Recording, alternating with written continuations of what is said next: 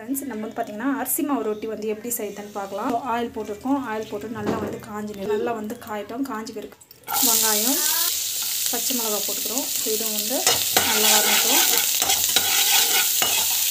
சீக்கிரமா வதக்கிறதுக்கு உப்பு வந்து ஆட் பண்றோம். உப்பு ஆட் பண்ணிட்டு நல்லா வந்து வதங்கட்டும்.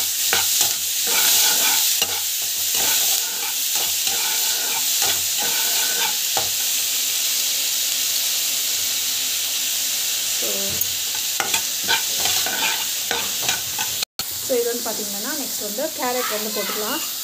கேரட் போட்டுட்டு நல்லா வந்து வதங்கணும்.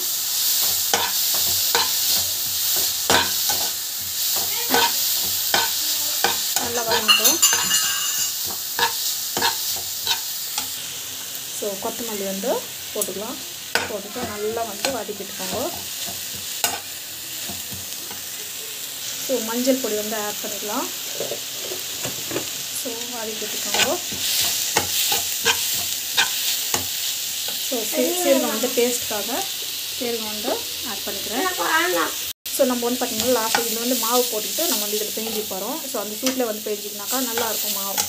அந்த ஈஸியாக வந்து நல்லா தட்டுறதுக்கு வந்து நல்லாயிருக்கும். ஸோ மாவு வந்து எடுத்துன்னு இருக்கும். ஸோ இப்போ வந்து பார்த்திங்கன்னா ஸோ கொஞ்சமாக வந்து ஆட் பண்ணிக்கலாம். ஸோ தண்ணி பத்தலைன்னா லாஸ்ட்டில் வந்து போட்டுக்கணும். இது பண்ணிக்கலாம்.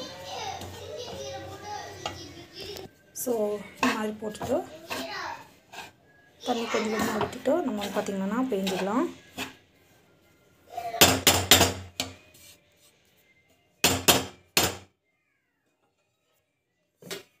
ஸோ தண்ணி வந்து கொஞ்சமாக விட்டுட்டு ஸோ மாவு வந்து பார்த்திங்கன்னா சூடாக தான் இருக்கும். ஸோ இப்போ வந்து பார்த்திங்கன்னா இந்த மாதிரி கொஞ்சமாக வந்து தண்ணி விட்டு பேஞ்சிக்கலாம்.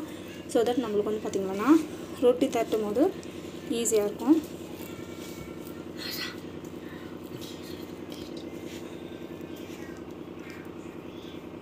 ஸோ தண்ணி போட்டுட்டு ஜஸ்ட்டு ஸோ இப்போ வந்து பார்த்திங்கன்னா ஜஸ்ட் வந்து நல்லா வந்து இது மிக்ஸ் பண்ணிக்கோங்க. நல்லா வந்து பார்த்திங்கன்னா நல்லா வந்து மிக்ஸ் ஆகிடணும். ஸோ இந்த மாதிரி வந்து பேஞ்சிக்கணும். பர்ஃபெக்ட் டோ வந்து ரெடி ஆகிடுச்சு. ஸோ நம்மளுக்கு வந்து பார்த்திங்கன்னா ஈஸியாக தட்டுறதுக்கு வந்து நல்லாயிருக்கும். இந்த மாதிரி வந்து பார்த்திங்கன்னா கொஞ்சம் சாஃப்டாக வந்து பேஞ்சிக்கணும். அப்போ தான் வந்து பார்த்திங்கன்னா நல்லாயிருக்கும். ஸோ உப்பு பத்தலைன்னா உப்பு போட்டுக்கோங்க. நான் வந்து உப்பெல்லாம் கரெக்டாக இருக்குது. ஸோ கொஞ்ச நேரம் ஒரு 10 to 15 minutes வரைக்கும் ஸ்டீம் ஆகட்டும். அப்படியே வந்து இருக்கட்டும்.